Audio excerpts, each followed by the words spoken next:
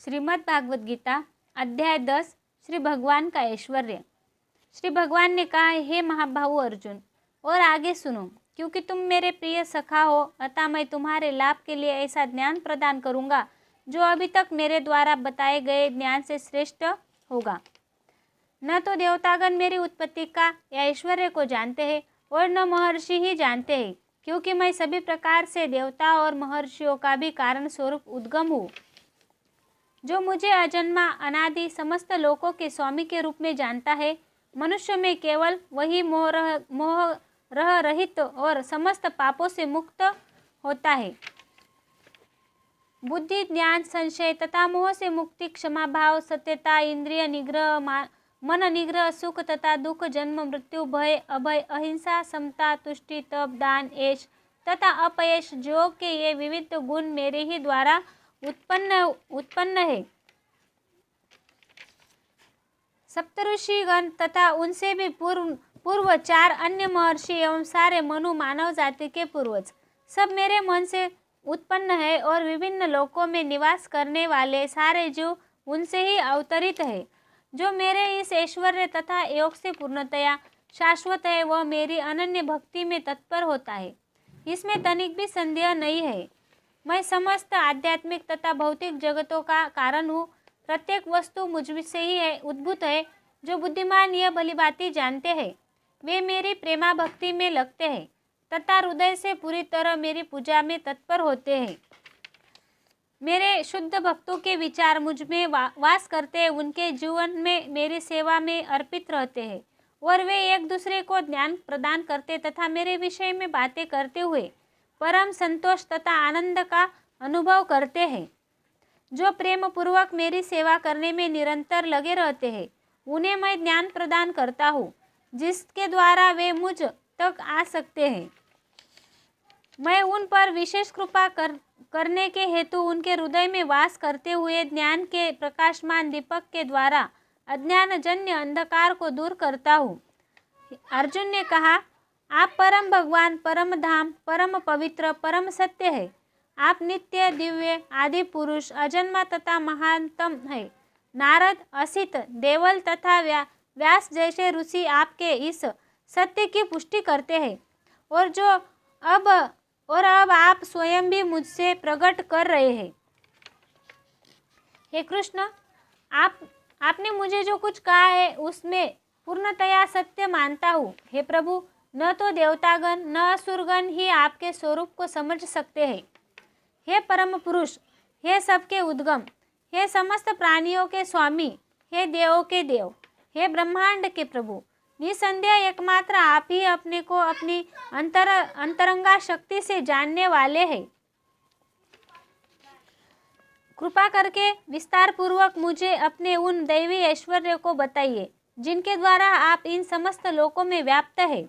हे कृष्ण, हे परम योगी, मैं किस तरह आपका निरंतर चिंतन करूं और आपको कैसे जानूं?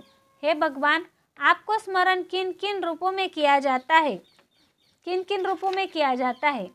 हे जनार्दन, आप पुनः विस्तार से अपने ऐश्वर्य तथा योग शक्ति का वर्णन करें। मैं आपके विषय में सुनकर कभी तृप्त नहीं होता हूँ, क्योंकि जितना ही आपके विषय में सुनता हूँ, उतना ही आपके शब्द अमृत को चखना चाहता हूँ। श्री भगवान ने कहा, हाँ, अब मैं तुमसे अपने मुख्य वैभव युक्त रूपों का वर्णन करूँगा, क्योंकि हे अर्जुन, मेरा ऐश्वर्य असीम है। हे अर्जुन, मैं समस्त जीवों के हृदय में स्थित परमात्मा हूँ। मैं ही समस्त जीवों का आदि, मध्य तथा अंत हूँ। मैं आदित्यों में विष्णु, प्रकाशों में तेजस्वी सूर्य, मरुतों में मरीचि तथा नक्षत्रों में चंद्रमा हूँ। मैं वेदों में सामवेद हूँ, देवों में स्वर्ग का राजा इंद्र हूँ, इंद्रियों में मन हूँ तथा समस्त जीवों में जीवनी शक्ति चेतना हूँ। मैं समस्त रुद्रों में शिव हूँ, यक्षों तथा राक्षसों में संपत्ति का देवता कुबेर हूँ, वस्तुओं में अग्नि हूँ और समस्त पर्वतों में मेरु हूँ। हे अर्जुन, मुझे समस्त मुख्य पुरोहित बृहस्पति जानते हैं। मैं ही समस्त सेना नायकों का कार्तिकेय हूँ। मैं और समस्त जलाशयों में समुद्र हूँ। मैं ही मैं महर्षियों में भृगु हूँ, वाणी में दिव्य ओमकार हूँ, समस्त यज्ञों में पवित्र नाम हूँ, कीर्तन जप तथा समस्त अचलों में हिमालय हूँ।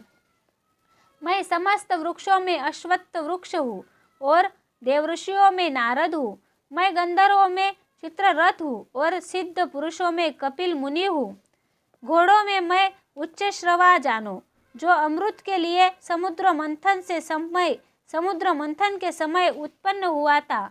गजराजों में मैं ऐरावत हूँ तथा मनुष्यों में मैं राजा हूँ। मैं हथियारों में वज्र हूँ, गायों में सुरभि, संतति उत्पत्ति के कारणों में प्रेम का देवता कामदेव तथा सर्पों में वासुकी हूँ।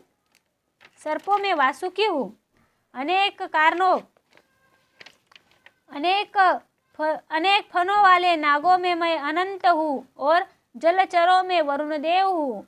मैं पितरों में अर्यमा हूँ तथा नियमों में निर्वाहकों में मृत्युराज यम हूँ। दैत्यों में मैं भक्तराज प्रहलाद हूँ। दमन करने वालों में मैं काल हूँ। पशुओं में मैं सिंह हूँ तथा पक्षियों में गरुड़ हूँ। समस्त पवित्र करने वालों में मैं वायु हूँ।